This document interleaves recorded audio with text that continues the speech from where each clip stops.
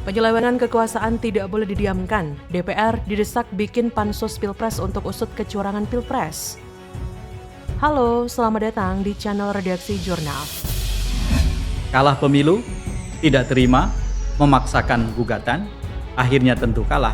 Saya sebut sebagai Prabowo Subianto Sindrom. Saya berharap Anies Baswedan dan Abdul Muhaimin Iskandar dan Ganjar Pranowo serta Mahfud MD tidak terkena sindrom itu. PDI Perjuangan, Partai Persatuan Pembangunan, Nasdem, Partai Keadilan Sejahtera, dan Partai Kebangkitan Bangsa adalah 314 kursi di DPR RI sekarang, atau 54,6%. Mereka jika solid, sangat mudah untuk bentuk pansos pemilihan presiden 2024. Sejak awal, Pak Jokowi sudah menciderai demokrasi, sudah melukai konstitusi, dan juga membuntungi cita-cita reformasi.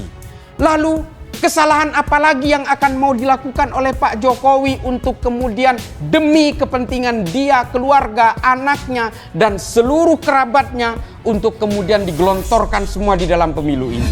Komisi Pemilihan Umum harus menuntaskan kerjanya, bukan hanya segera, tetapi juga layak, tertata. Bawaslu selama ini tidak berfungsi secara penuh. Bawaslu itu dirancang sebagai lembaga proaktif tanpa harus menunggu laporan. Bawaslu bisa melaporkan dan memproses semua kecurangan yang mereka temukan. Jaringan kerja mereka, SDM mereka besar, dan mereka didanai oleh negara. Ini adalah pertaruhan besar. Hari ini pernyataan Bapak menunjukkan bahwa Pak Jokowi bukan lagi seorang negarawan. Bapak betul-betul adalah orang yang memeluk kekuasaan, mengawetkan kekuasaan, dan tidak mau kehilangan kekuasaan. Karena apa? Karena Pak Jokowi gagal mengalahkan dirinya sendiri. Pengamat politik dan pendiri Polmark Indonesia, E.F. Saifullah, menyoroti perlunya pembentukan panitia khusus DPR terkait Pilpres 2024. Menurutnya, langkah ini memungkinkan pemanggilan sejumlah menteri dan kepala lembaga tinggi negara untuk memastikan integritas proses pemilu.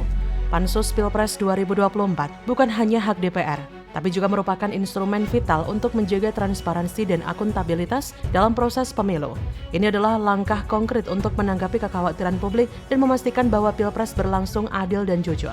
Menekankan bahwa keberadaan pansus memungkinkan dilakukannya tanya jawab sebagai pertanggungjawaban serta penyelidikan mendalam terhadap segala aspek pemilu, dari pengawasan proses pemilu hingga investigasi dugaan pelanggaran. yang juga mustasyar pengurus di PWNU DKI Jakarta ini turut menggarisbawahi pentingnya keterlibatan berbagai pemangku kepentingan dalam proses pembentukan pansus, termasuk ahli hukum tata negara dan pemangku jabatan eksekutif. Keterbukaan dan transparansi proses oleh pansus akan memperkuat demokrasi kita. Bahkan Kapolri bisa dipanggil untuk menjawab pertanyaan terkait dengan keamanan dan ketertiban selama pemilu. Menurutnya, pembentukan pansus dan keterbukaan kepada publik bisa menjadi kanal untuk menyalurkan aspirasi masyarakat secara konstruktif, menghindari potensi konflik dan kerusuhan. Berharap parpol pendukung paslon 01 dan 03 yang berada di luar koalisi Presiden Jokowi untuk memproses dugaan kecurangan itu lebih serius dan tidak menganggap kecurangan sebagai hal biasa. 5 parpol sangat memadai untuk melakukan sesuatu. Jumlah kursi mereka 314 kursi atau 54,6% suara. Jika mereka solid dan kompak, sangatlah mudah untuk membangun pansus pemilihan presiden. Bentuklah pansus Pilpres 2024 sesegera mungkin. Tujuan akhir kita adalah memastikan bahwa semua proses pemilu dilakukan dengan seadil mungkin, tanpa ada ruang untuk manipulasi atau ketidakadilan. Dengan adanya pansus diharapkan DPR dapat memainkan peran kritisnya dalam mengawasi proses demokrasi, memberikan rasa aman kepada masyarakat jika Pilpres akan berlangsung dalam koridor hukum dan keadilan yang jelas. Keseriusan DPR dalam membentuk pansus Pilpres akan menjadi ujian bagi komitmen Indonesia terhadap demokrasi dan keadilan sosial. Maka dari itu, inilah kesempatan kita untuk menegakkan integritas pemilu dan memastikan bahwa setiap suara dihargai sesuai dengan prinsip demokrasi. Memang penyelewengan kekuasaan pada Pilpres 2024 tidak boleh didiamkan. Pemilu 2024 berbeda dengan pemilu sebelumnya karena penyelewengan kekuasaan sangat terang benderang sehingga membuat kompetisi tidak adil. Penyelewengan itu bisa diurut dari hulu ke belakang ketika APBN digunakan untuk bansos yang meningkat sangat-sangat dramatis pada 2023 dan 2024. Diketahui, pemerintah menggelontorkan dana bansos sejak 2023 hingga penyelenggaraan pemilu 2024 sebesar 560,36 triliun. Bansos itu dalam berbagai program seperti bantuan beras, program keluarga harapan, dan bantuan langsung tunai. Pada masa pemilu 2019, jumlah bansos yang dikucurkan adalah 194,76 triliun, sedangkan pada pemilu 2014 jumlah bansos yang digulirkan 78,3 triliun. Kemudian, putusan MK nomor 90 tentang ketentuan tambahan pengalaman menjabat dari keterpilihan pemilu dalam syarat usia minimal Capres-Cawapres, selanjutnya mobilisasi aparatur yang sudah disiapkan sejak jauh-jauh hari sebelum pemungutan suara. Bukan perintah yang datang dalam 1 hingga 2 hari saja. Inilah yang memang perlu diusut tuntas, yaitu dengan cara membentuk pansus di DPR. Bagaimana menurut Anda? Memalukan, kampanye terselubung Jokowi tebar bansos jelang Pilpres. Uang rakyat diijon untuk kampanye anaknya? Halo, selamat datang di channel Redaksi Jurnal. Rakyat diijon demi ambisi Jokowi. Kira-kira itu kesimpulannya kan? Ya. Ini kan diijon, dikasih uang supaya nanti suara itu diberikan kepada Jokowi. Ini semacam maklar yang memaksa. Kalau maklar masih mending lah. Ini kan maklar kekuasaan. Jadi semua peralatan dia kerahkan tuh. Nah, kita membayangkan bagaimana sejarah akan ditulis nanti bahwa satu pemilu yang di ujung masa Pak Jokowi, ternyata Jokowi hanya bertindak sebagai maklar, bukan negarawan itu. Maklar duit rakyat untuk menipu rakyat, kan itu jadinya kan. Dan lebih gilanya lagi, bansos yang menjadi senjata ampuh Jokowi untuk menaikkan popularitas Prabowo itu semakin masif dikucurkan. Bahkan Jokowi dikabarkan merapel bansos yang harusnya dikucurkan sampai bulan Maret, dipampatkan semua di bulan Februari, bulan pemilihan. Dan bansos itu banyak diklaim oleh tim ses Prabowo sebagai bansos Jokowi. Padahal bansos itu adalah bantuan sosial yang menggunakan uang negara dan bukan uang pribadi.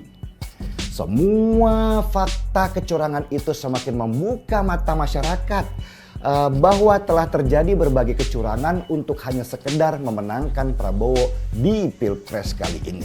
Persiapan dia itu memang tidak sempurna tuh, karena itu dia mau sempurnakan dengan memanfaatkan kekuasaan terakhir atau sisa kekuasaan yang masih dia miliki kan. Kalau Pak Jokowi itu betul seorang player politik, pakai kemampuan dia untuk hegemoni itu, bukan dengan hegemoni artinya tanpa urusan material dia bisa poles pikiran rakyat supaya memilih anaknya kan. Misalnya dengan terus menggaungkan IKN bagus, generasi baru itu akan tumbuh. Kalau itu yang dia lakukan ya oke, tapi bukan dengan cara kasar. Ini kan namanya kasar kan. Merampas uang rakyat dan dikembalikan pada rakyat seolah-olah itu hadiah tuh. Presiden Joko Widodo memberikan bantuan sosial tambahan berupa bantuan langsung tunai BLT tahun ini. Anggarannya sebesar 11,2 triliun untuk 18,8 juta keluarga penerima manfaat atau KPM, sebesar Rp200.000 per bulan per KPM untuk periode Januari, Februari, Maret. Namun, nantinya pencairannya dirapel pada Februari sehingga masyarakat akan menerima Rp600.000 sekaligus. BLT terbaru ini ibarat tahu bulat yang digoreng dadakan. Terlebih bantuan diberikan di tengah masa kampanye Pilpres 2024 sehingga menimbulkan berbagai persepsi. Pasalnya, putra sulung Jokowi, Gibran Rakabuming Raka, menjadi salah satu cawapres. Munculnya BLT baru ini seolah kampanye terselubung Jokowi untuk memenangkan paslon capres-cawapres tertentu. Dalam hal ini, Prabowo Gibran, BLT yang muncul dadakan ini seperti tahu bulat yang digoreng dadakan sehingga ketika dimakan masih hangat. BLT baru ini akan terasa lebih enak bagi masyarakat, terutama yang menerima. Mereka tidak akan peduli bila BLT ini mendadak dan kental nuansa politik. Sikap kritis mereka akan tiba-tiba lenyap karena kebagian uang yang jumlahnya lumayan yaitu Rp600.000. Bawaslu pun tidak bisa menilai ini sebagai money politik karena yang membagikan adalah pemerintah yang berwenang, bukan dari paslon capres-cawapres. Padahal efeknya sama saja, paslon Prabowo Gibran akan mendapat limpahan elektoral terkait pembagian bansos ini, terutama BLT tahu bulat, karena masyarakat maklum bahwa Presiden Jokowi mendukung Prabowo Gibran. Sulit dipungkiri bila pemberian bansos ini memang bentuk keberpihakan Jokowi kepada Prabowo Gibran. Nuansa politiknya terasa sangat tebal dibandingkan urgensi menyelesaikan masalah daya beli masyarakat miskin. Karena dekat dengan pemilu, bansos dianggap ada unsur politiknya, sehingga memantik pendapat dari para elit politik. Capres nomor urut 3 Ganjar Pranowo mengungkapkan bansos sudah menjadi komoditi berbau politik. Kata Ganjar pada 30 Desember, sekarang bansos sudah menjadi komoditas yang baunya politik ya.